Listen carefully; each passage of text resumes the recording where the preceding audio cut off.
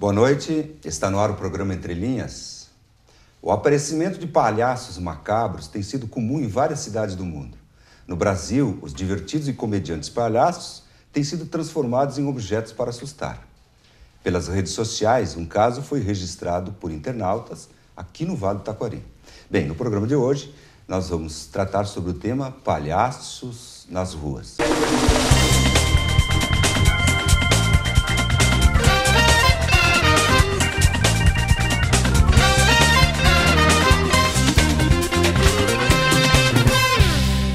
Recebo hoje o Dr. Juliano Stobi, delegado de polícia aqui da Delegacia de Polícia Civil de Lajeado.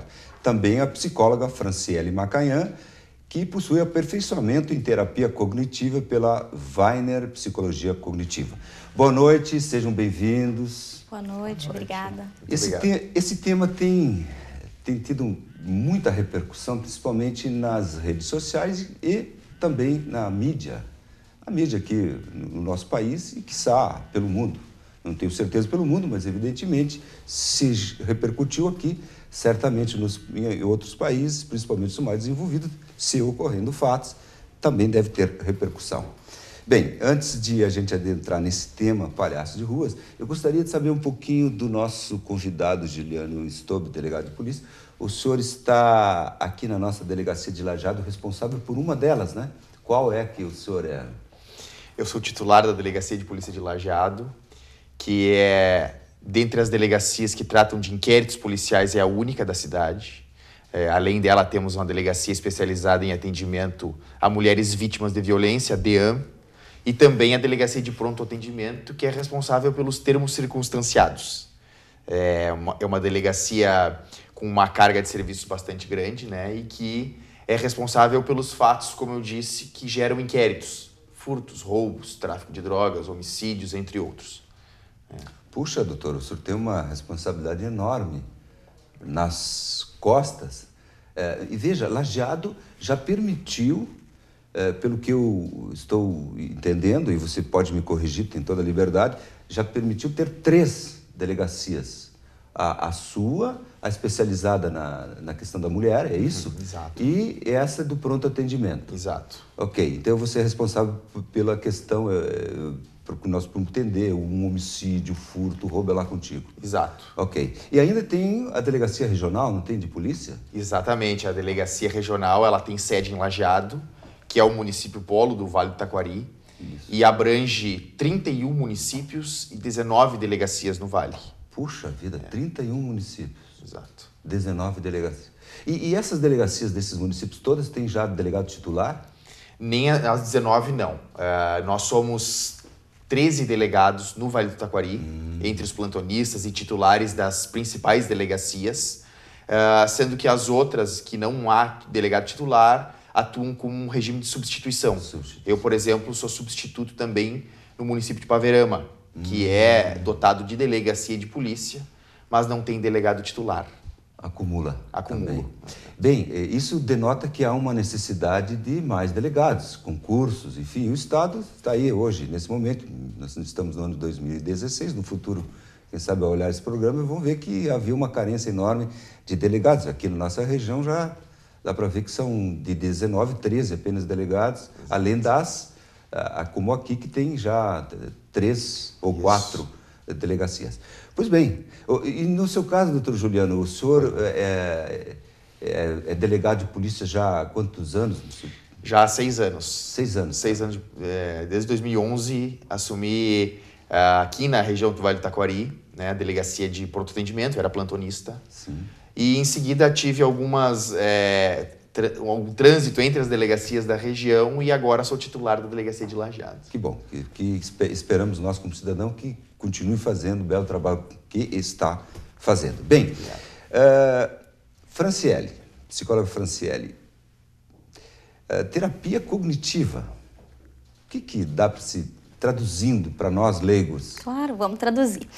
Terapia cognitiva comportamental, a gente chama. Essa é a linha que eu estudei e que hoje eu atuo. Cognitiva de cognição, processos mentais. Quer dizer, a forma como cada um pensa, interpreta, julga E comportamental, comportamento, a forma com que cada um age. Quer dizer, a forma como a gente age está totalmente relacionada à forma como a gente pensa. Cognição, comportamento. Quer dizer, se tem alguma questão aí na forma de pensar, de interpretar, algo disfuncional, a gente diz, e isso vai fazer também com que a pessoa se comporte de uma maneira disfuncional, equivocada, o que gere, enfim, conflito, sofrimento e tal. Então, na terapia cognitiva comportamental, a gente busca entender a forma com que o sujeito pensa, baseado, é claro, nas experiências dele, né? Experiências, cultura, educação, enfim. E a partir disso se identifica da onde vêm as suas crenças e aí o porquê de tal comportamento. Porque, de repente, tem algum ou outro comportamento que possa estar trazendo algum prejuízo, na verdade, relacionado à forma de pensar. Então, é aí que a gente trabalha, na cognição, para ter um efeito no comportamento. Deixa eu aproveitar aqui. Veja, cognitiva. Nós, humanos, de modo geral, homens, mulheres, os humanos, seres pensantes, nós nascemos com uma carga cultural ou não? Isso é científico? Ou tudo o que nós pensamos é fruto de cultura adquirida enquanto vivos? Traduzindo, não sei se me fiz entender, geneticamente a gente pode trazer uma carga cultural? Sim. É mesmo? Isso é científico? Sim. Durante a graduação eu cheguei a ver, isso depende muito também de cada pensador, cada filósofo que trabalha com isso, mas que a criança é como uma tábula rasa e que ela vai ser totalmente moldada pelo ambiente. Hoje a gente sabe que tem sim, por exemplo, em algum transtorno específico, alguma questão de saúde mental, tem o fator biológico, genético, tem essa carga sim.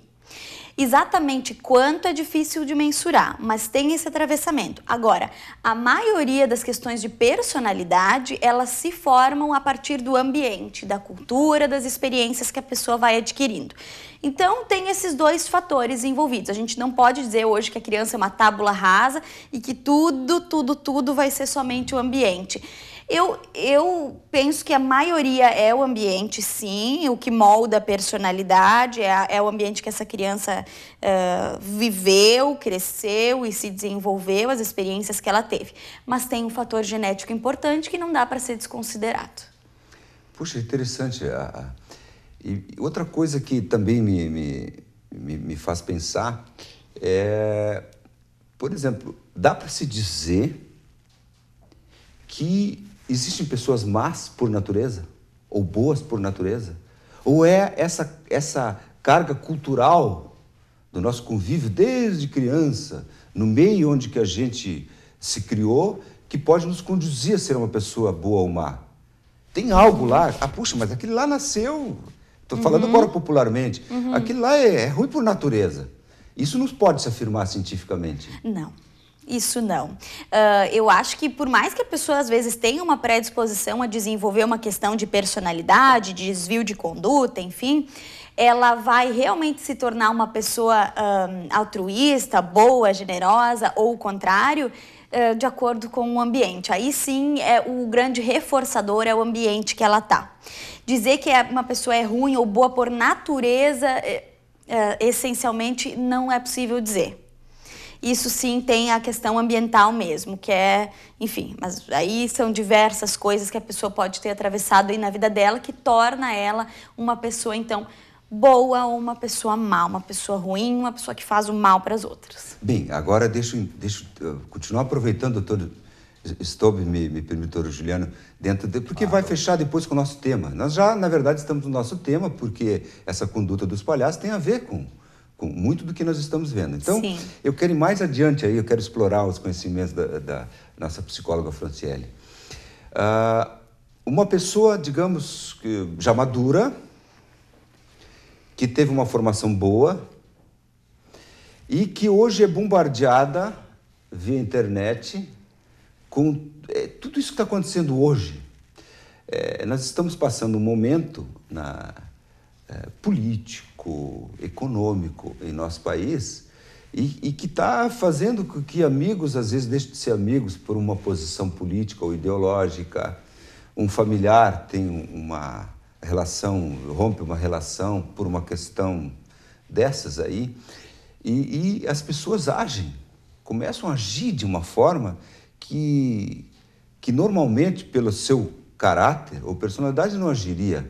Então, onde vai? Onde eu quero chegar? Pode uma pessoa boa, de repente, em razão disso tudo, fazer algo que surpreenderia se ela fizesse de mal para outro? Repentinamente, assim, eu não acho que do dia para a noite uma pessoa possa surpreender com um ato assim tão transgressor, vamos dizer.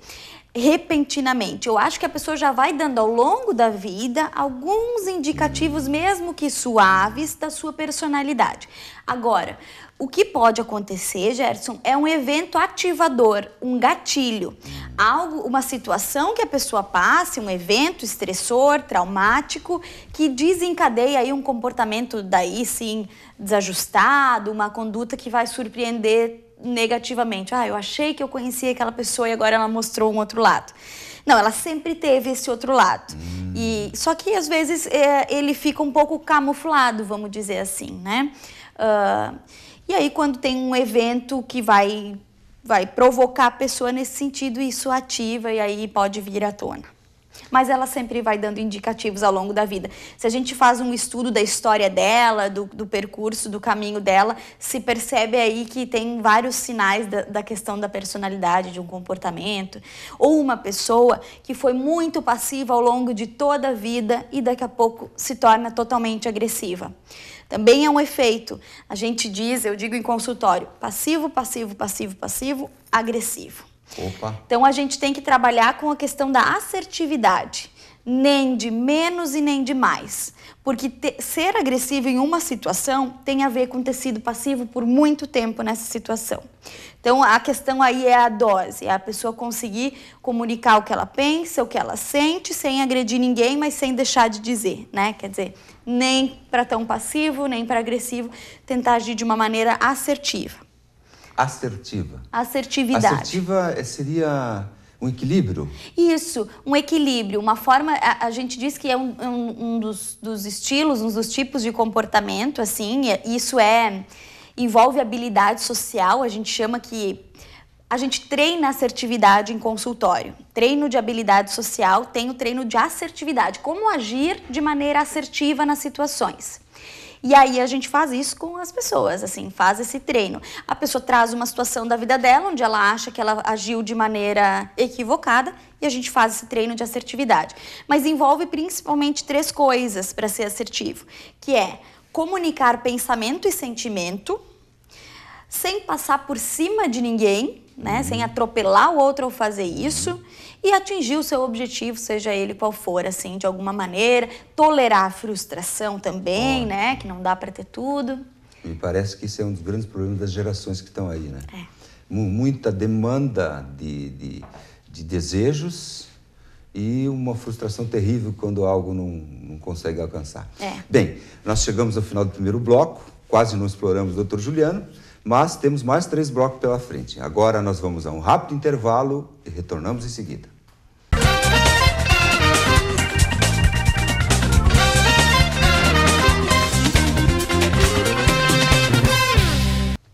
Estamos de volta com o programa Entre Linhas. Agora no seu segundo bloco, estamos tratando sobre o tema palhaços nas ruas. Contamos com a presença do Dr. Juliano Stobe, delegado de polícia aqui da Delegacia Civil de Lajeado, bem como com a presença da psicóloga Franciele Macanhã. Ela é especialista em terapia cognitiva. Bem, no primeiro bloco a gente viu um pouquinho de vocês e aprofundamos até essa questão daí de nós humanos, nossa cultura, nosso conhecimento, nossas condutas. Até eu acho que nós humanos estamos numa constante luta para não transgredir.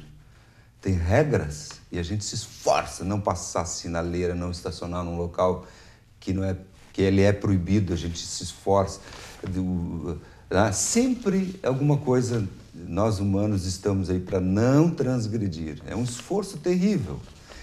E eu achei interessantíssimo o exemplo de que a pessoa normal, mas que fica se segurando, vai enchendo o copo. Quando vem, a gente diz a última gota, a gente nunca sabe qual é.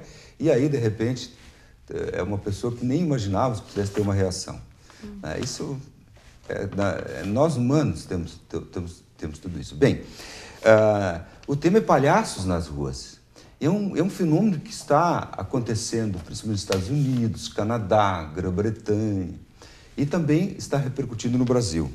Aqui eu tenho uma pesquisa na internet, no site G1 e da BBC. Pegadinha começou nos Estados Unidos e vem se espalhando pelo mundo. Antes de a gente tratar da situação aqui da nossa cidade, que aconteceu um fato com repercussão nas mídias e internet, Face, enfim, isso não é um fenômeno novo, né? Psicóloga Franciele. Isso é um fenômeno que já ocorreu. O que dá para se dizer sobre isso? Agora que está tendo uma repercussão na imprensa? Agora a bola da vez é o palhaço, assim, né? Mas é um fenômeno, sim, que a gente já é comum. Começou o movimento nos Estados Unidos, né? E lá eu tenho a impressão que isso aparece mais lá, né? Tem a coisa dos serial killers, dos filmes, enfim, né? Mas não é uma coisa de hoje. Eu acho que, assim, brincando, a bola da vez é o palhaço, agora usando este personagem, né? Mas acho que é um comportamento que a gente já viu só manifestado de outras formas. Pelo que eu estive lendo na internet, é um fenômeno que, de tempos em tempos, surge como uma onda. As pessoas se vestem de palhaço. O fato de se vestir de palhaço, por si só, não teria consequência alguma. O problema é quando se veste de palhaço, e me parece que esses dessa nova onda estão utilizando máscaras de palhaço não de sorriso, de riso, mas de terror. Aí o problema surge quando é para assustar alguém. Aí agora o problema passa a ser com o doutor Juliano Stobe, que eu gostaria de saber onde está o limite da brincadeira saudável de se vestir de palhaço.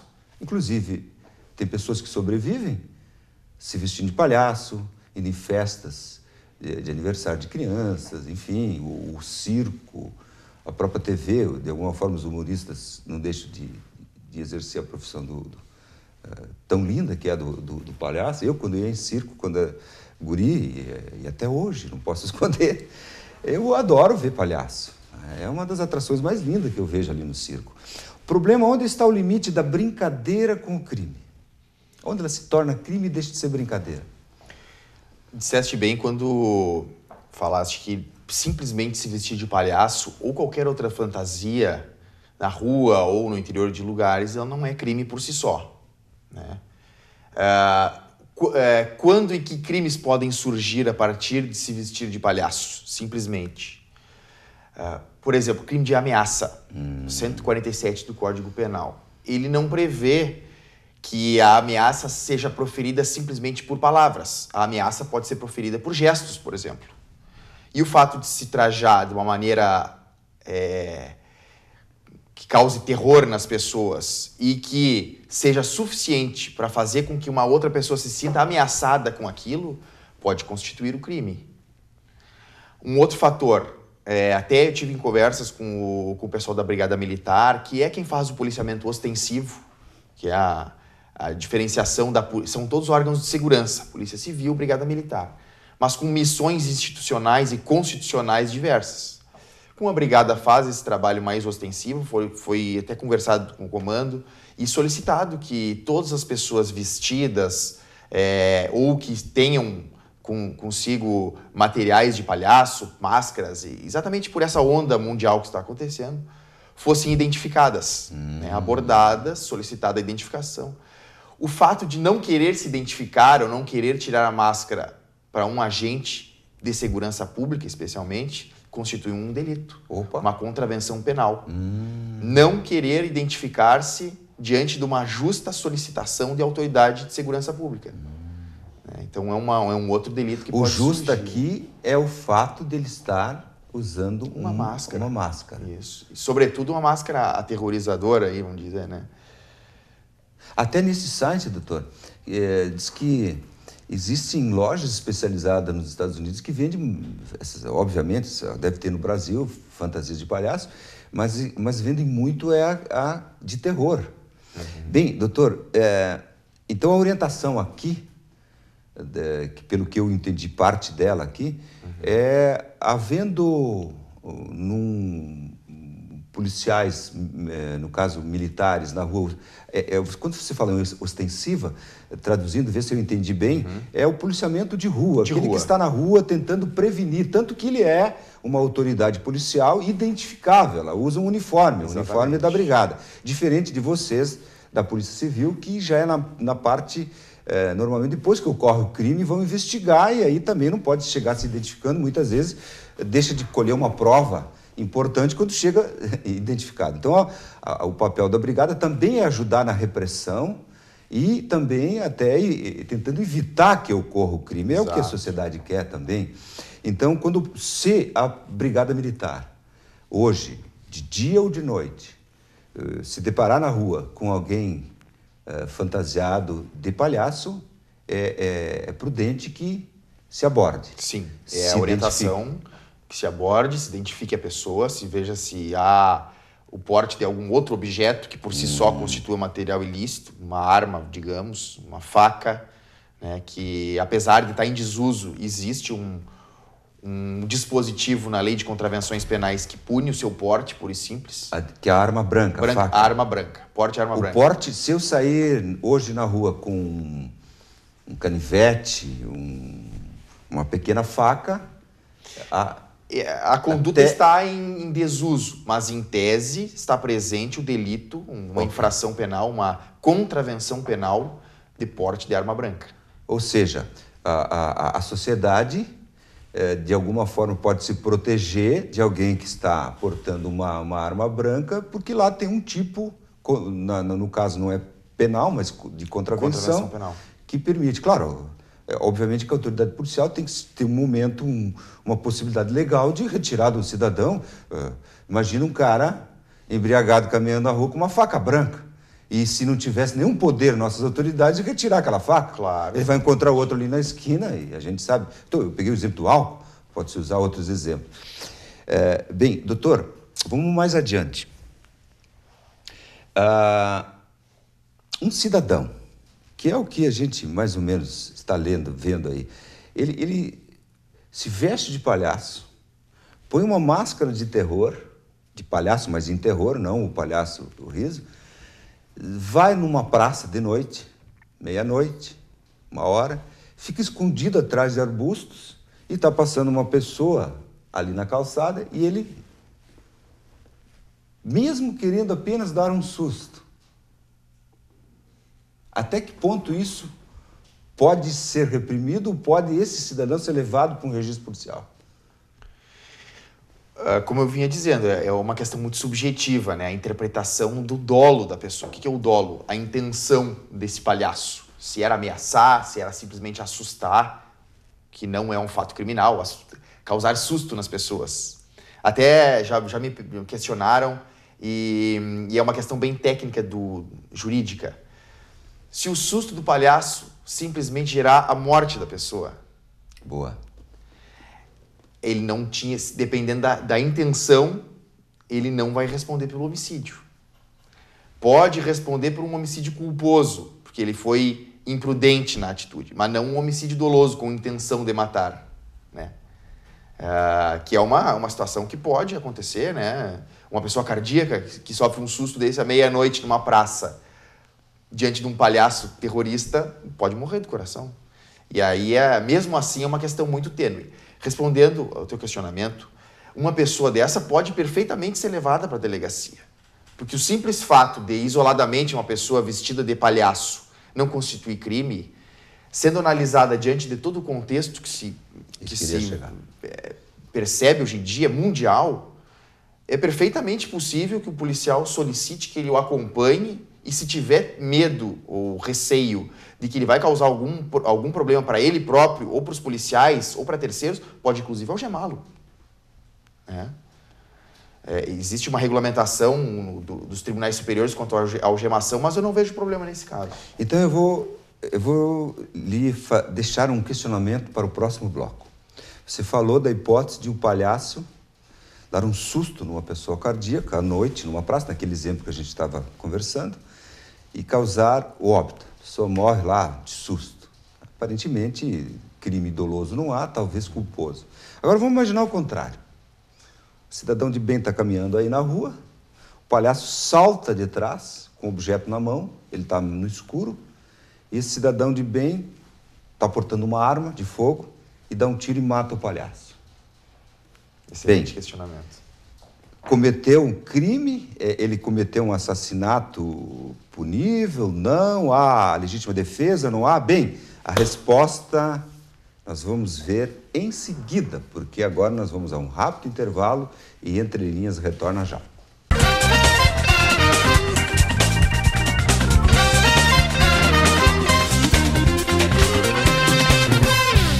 Estamos de volta com o programa Entre Linhas. Agora, no seu terceiro bloco, estamos tratando sobre o tema palhaços nas ruas. Contamos com a presença do delegado Juliano Stobe, delegado de polícia aqui de Lajeado, e da psicóloga Franciele Macanhã, além de psicóloga formada aqui na nossa Univates, é isso, né? Isso.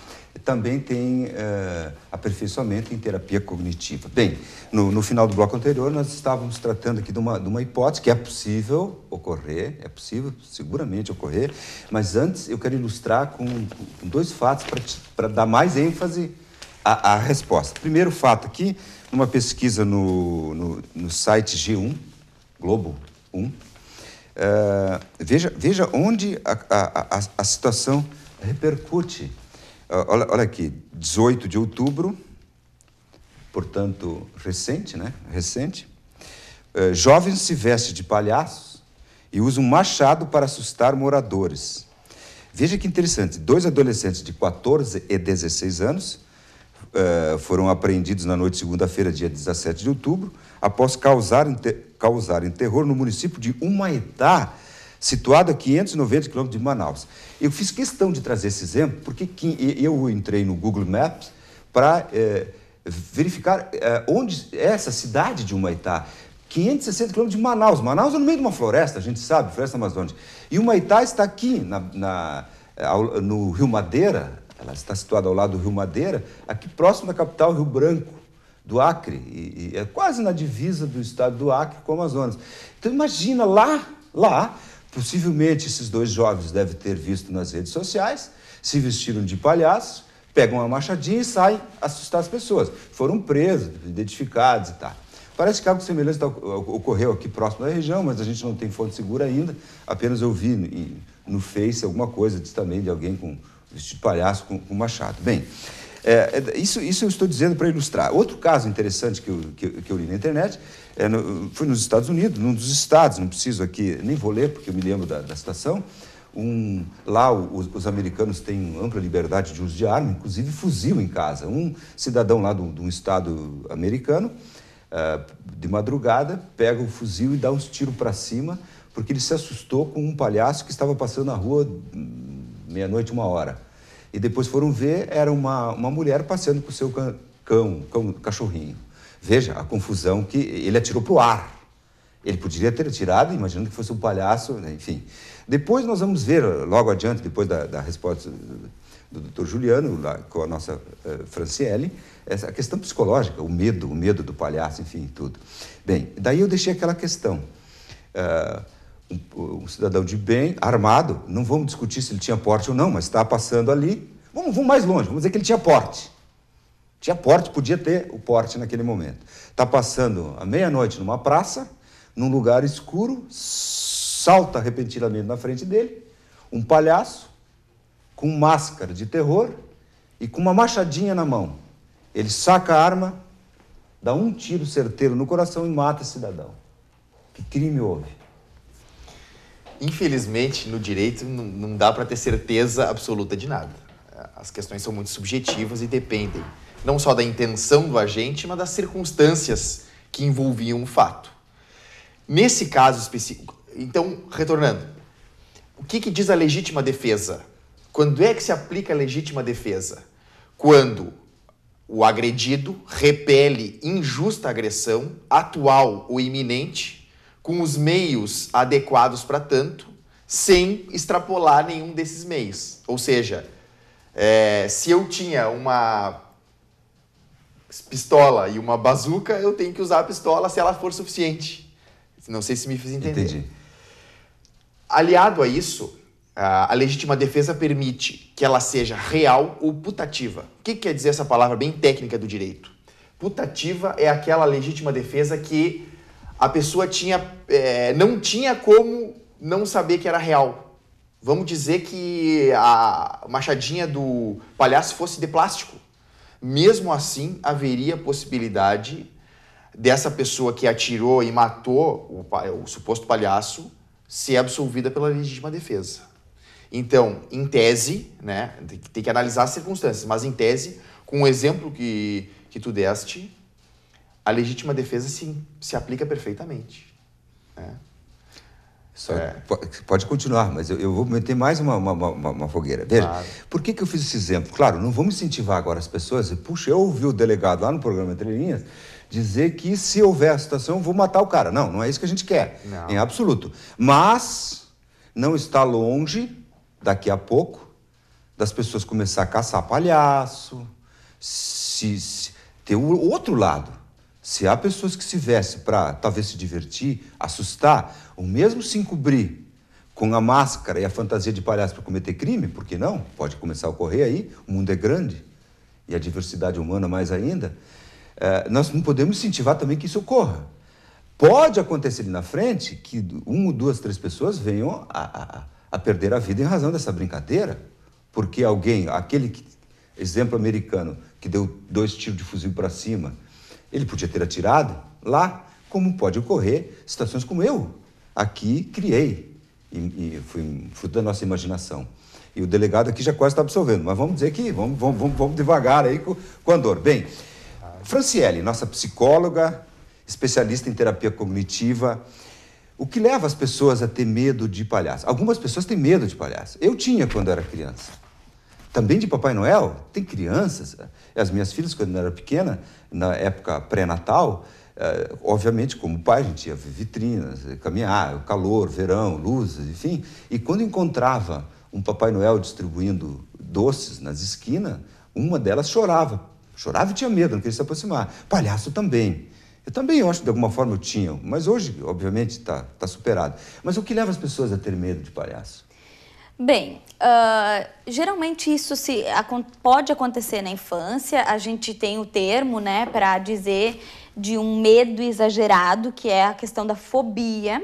Então, o medo exagerado, intenso, que gera sofrimento, ele pode ser diagnosticado como uma fobia. No caso do medo intenso de palhaços, é colorofobia.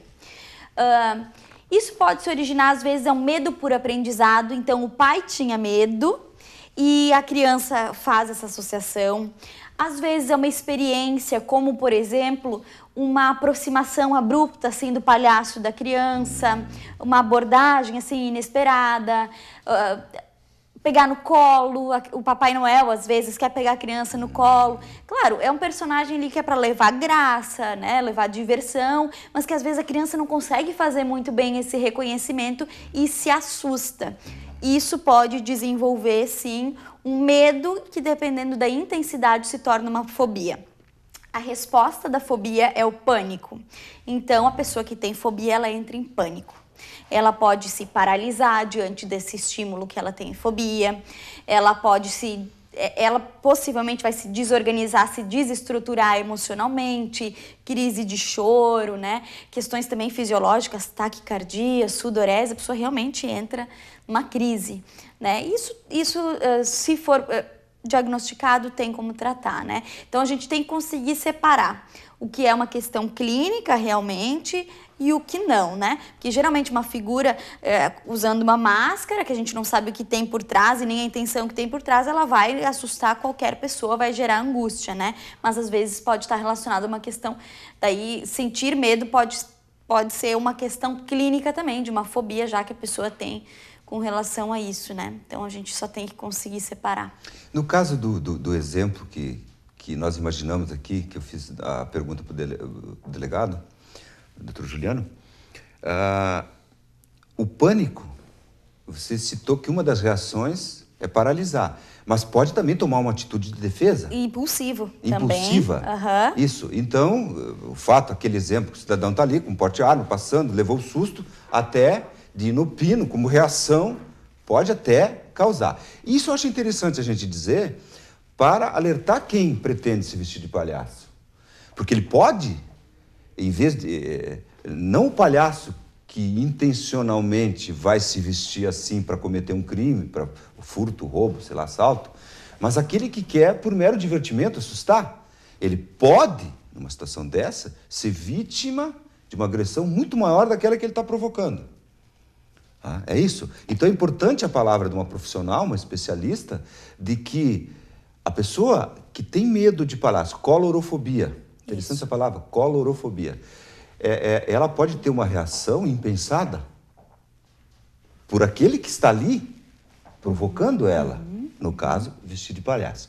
Bem, isso nós vimos a reação de quem sofreu uma atitude dessa do vestir de palhaço. Agora, quem se veste? O que dá para se dizer psicologicamente, o que leva uma pessoa a se vestir e lá causar terror? Não o palhaço que vai lá divertir as crianças, nos divertir no circo, mas o palhaço que se veste com uma máscara de terror para assustar outros.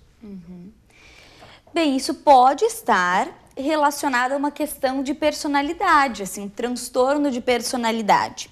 E eu fiquei pensando muito, mas claro que é difícil assim generalizar, não, a gente não pode fazer isso, né? Mas eu fiquei pensando muito na questão do transtorno de personalidade antissocial, onde o sujeito ele rompe um pouco com o senso crítico, com conseguir diferenciar o certo do errado. Não tem, é uma pessoa que é livre da culpa, da responsabilidade, né? Não consegue se responsabilizar, fazer essa avaliação mesmo, né? Então pode ter aí um transtorno de personalidade antissocial por trás de quem usa, por exemplo, dessa situação de se vestir, de pôr uma máscara para gerar terror, para gerar medo nas outras pessoas, né? Isso precisa ser investigado. Por quê? A serviço de quê? E aí se entende do funcionamento dessa pessoa, né? Mas é uma coisa a ser investigada, a ser pensada.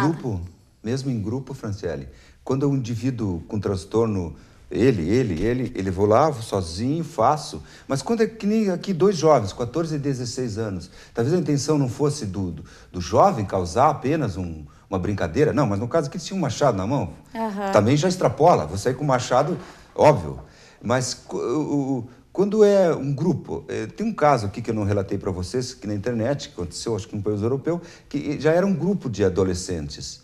Daí já não é... Todos têm transtorno? Ou pode ser talvez o que... vamos fazer uma grande brincadeira? O problema todo esse é a subjetividade. Claro, que você não pode responder sem falar com as pessoas, sem fazer uma saber terapia. Dessa história. Claro. Mas em tese é isso. É isso de que alguém, obviamente, que vai comprar, eu vou lá na loja, compro uma máscara de palhaço, eu quero uma de terror, eu vou sair de madrugada, vou num lugar ermo e vou lá para assustar. Não é normal. Bem, depois, em seguida agora do nosso intervalo, vamos ver mais algumas condutas aí do que os nossos representantes aqui na questão da nossa segurança pode fazer por nós e nós fazer pelos próprios palhaços. Vamos a um rápido intervalo e retornamos em seguida.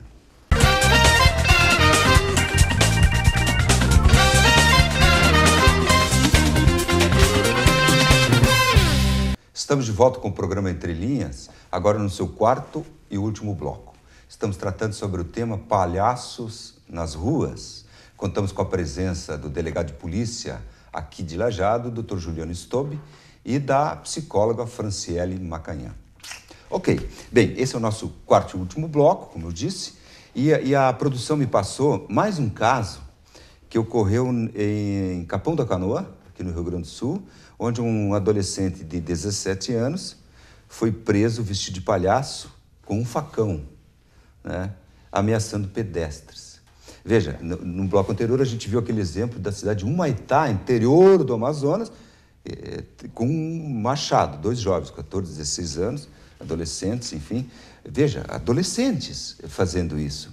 Nesse caso, Franciele, esses adolescentes denotam um transtorno de personalidade dentro daquela linha que você descreveu? Pode acontecer isso, ou pode ser a questão da vulnerabilidade, né? Adolescente tem muito isso também, de ficar vulnerável e a partir disso ser influenciado pelo grupo, pelos colegas, pelos amigos, né? Mídia. Pela mídia. A mídia não Isso, influencia? exatamente, influencia sim. Eu acredito que sim, influencia diretamente. Essa repercussão que a grande mídia, e até nós de alguma forma que estamos fazendo, e os Face, e os Whats, e tudo isso não ajuda a despertar que jovens aí espalhados pelo mundo dizem, vamos imitar, vamos fazer? Isso faz, incentiva, desencadeia, dá aquele clique? Acho que isso pode sim dar ideia, né? Tanto para o bom quanto para o ruim, né? Certo. Então, sim, eu acho que a gente pode pensar que isso, se a pessoa já tem uma questão voltada para isso, uma inclinação para isso, ela pode sim se afetar, assim, né? Com essa questão da mídia. Pode ser uma inspiração. Se inspirar. Para essa imitação, a juventude. É. E aí eu quero fazer uma pergunta para o doutor Juliano. É um bom momento, doutor Juliano, para nós nos fantasiarmos de palhaço, sair à noite e assustar as pessoas? Eu acho que não. Eu não aconselharia fazer isso.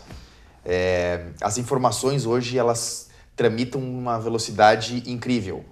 Tanto que a notícia que chegou aqui com relação ao aos adolescentes do Amazonas chegou no mundo inteiro no mesmo momento.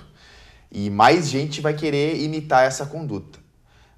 Pode haver o questionamento seguinte: eu sou livre para fazer o que eu quiser. Por que eu não posso me vestir de palhaço e andar com um pedaço de pau na rua? Vamos trocar da arma branca. Certo. Nada te impede. Agora, as consequências podem ser irreversíveis. Por exemplo, a morte de uma pessoa dessas por um temor justo e reconhecido por parte de uma pessoa que se sinta vítima. Por mais que possa haver festas de fantasia, gincanas, etc., por pura responsabilidade das pessoas que pretendem se vestir de palhaço ou seus responsáveis legais, eu acredito que não seja um bom momento. Acredito não, tenho certeza. Pode gerar consequências, como eu disse, irreversíveis. Vai gerar, com certeza, a necessidade da pessoa ser enquadrada, identificada, revistada pela polícia, com total liberdade dos órgãos públicos, né? Sem possibilidade da pessoa se negar a se submeter.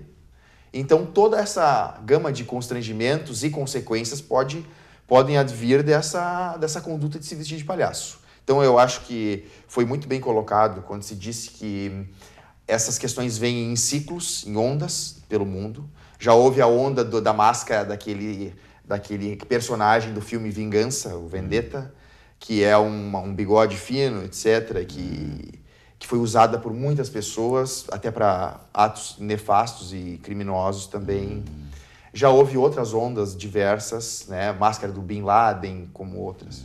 Então, essa é a vez do palhaço, filmes, comentários, etc., que estão acontecendo também.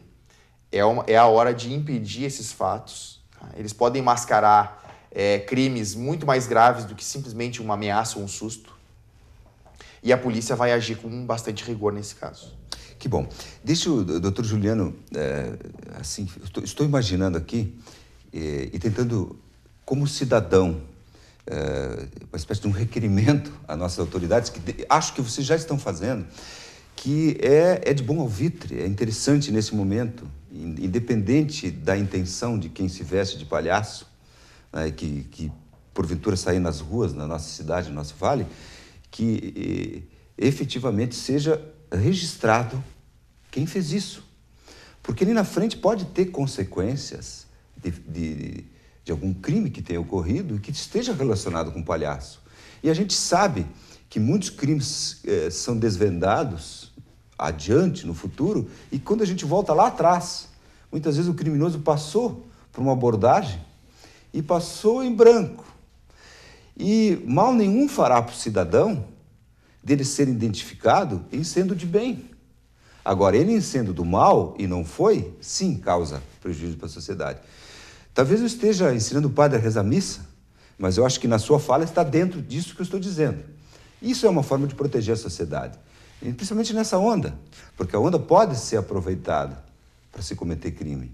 E mais, temos que proteger até aquele jovem, adolescente, que vai se vestir de palhaço como uma forma de brincadeira, até para salvaguardar a vida dele, ou a integridade física, porque certamente deverá haver, e como está havendo, reação da sociedade, em algumas coisas que eu estava lendo nas redes, de pessoas até sugerindo organizar grupos para ir lá agredir essas pessoas.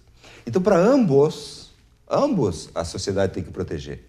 Proteger quem vai lá tentar aplicar, no caso, se for uma brincadeira, ou se utilizar para o crime, ou daquele que do lado de cá da sociedade, tentando se proteger, e vai lá e vai cometer também um crime, uma agressão ou um homicídio. Mas isso tudo está relacionado muito ao medo de palhaço, colorofobia. Tem como tratar, Franciele, uma pessoa que sofre doentiamente o medo da figura do palhaço? Sim, tem como tratar. A gente trabalha com a questão da dessensibilização a esse estímulo que é aversivo para a pessoa. Então, para quem tem, por exemplo, medo de altura, medo de espaços confinados, algum inseto, animal, escuro, enfim, a gente faz com a pessoa o tratamento. Uma das questões do tratamento é fazer justamente a exposição, mas de maneira gradual, dessa pessoa ao estímulo que lhe gera essa sensação de pânico. Então, no caso do palhaço, não é diferente o tratamento, é uma dessensibilização. Primeiro investiga de onde é que isso vem, por quê, e as formas de fazer esse enfrentamento que pressupõe o enfrentamento, que é assim, fazer um contato de maneira gradual com essa figura e aos poucos fazer essa exposição de uma maneira mais intensa até que isso seja controlado, até que o sujeito tenha condições de fazer um controle emocional a essa exposição. Tem tratamento sim, Gerson, é importante que as pessoas fiquem atentas, aproveitar também de alguma maneira produtiva, né, o assunto, para dizer para as pessoas que às vezes vêm com essa questão há muito tempo, que tem ajuda para isso, tem tratamento, que busquem esse apoio, né? Então, com psicoterapia, às vezes tem uma intervenção até medicamentosa, pode estar relacionada a uma questão de ansiedade, mas de buscar esse apoio, esse suporte. Ou seja, agora, extrapolando um pouco o tema além do medo de palhaço, todas as fobias que nós humanos, os humanos sentem, medo de aranha, aracnofobia, claustrofobia do fechado, da altura, enfim, vários medos, todos têm, hoje, a ciência, no caso, a psicologia, tem como tratar e curar. Sim, a questão da cura, aí a gente avalia a evolução de cada um, enfim, como cada um vai conseguir fazer o enfrentamento, também baseado lá na intensidade, na persistência desse medo, né? Mas tem tratamento sim, para todas as fobias. Eu acho interessante como no caso da aranha, um bichinho paralisa uma pessoa. Mas isso é de uma experiência do passado? Pode ser também. Aí é que eu cito o exemplo do medo por aprendizagem, né? Uma criança, se a gente for observar uma criança, passa uma aranha por aqui, ela não vai ter medo de chegar, pegar na aranha, às vezes encostar no rosto, na boca, né? A criança não faz essa avaliação. Agora, se a criança vê a aranha passando e imediatamente escuta a mãe do lado gritando que tem uma aranha e é apavorada, ela vai aprender que a aranha é perigosa. Por por aprendizado, a gente diz. É o medo por aprendizado. Então, às vezes pode ter essa questão. Às vezes pode ser uma experiência da pessoa com a aranha, né? Enfim, levou uma picada. Mas geralmente mexe um pouco ali com o imaginário, com a fantasia da pessoa. E há um limite na idade de nós, humanos, de adquirir medo por algo? Traduzindo, uma criança pode ter tido um evento que lhe marcou lá, relacionado a uma aranha, e a um palhaço, e lhe causou essa fobia.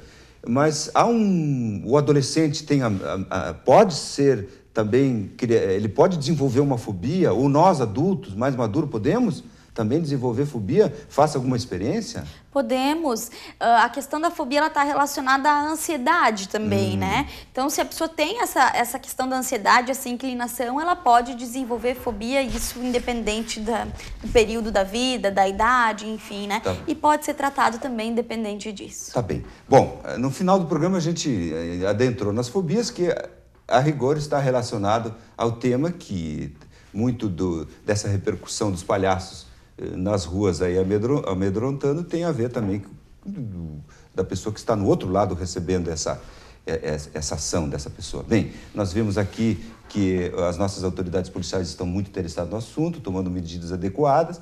Nós alertamos no programa para ambos, né? Quem vai lá fazer a brincadeira ou não e quem pode tomar uma reação em relação a quem está fazendo a brincadeira. E aqui vimos a questão psicológica que envolve o tema. Eu agradeço a presença de vocês, chegamos ao final do nosso programa, muito obrigado.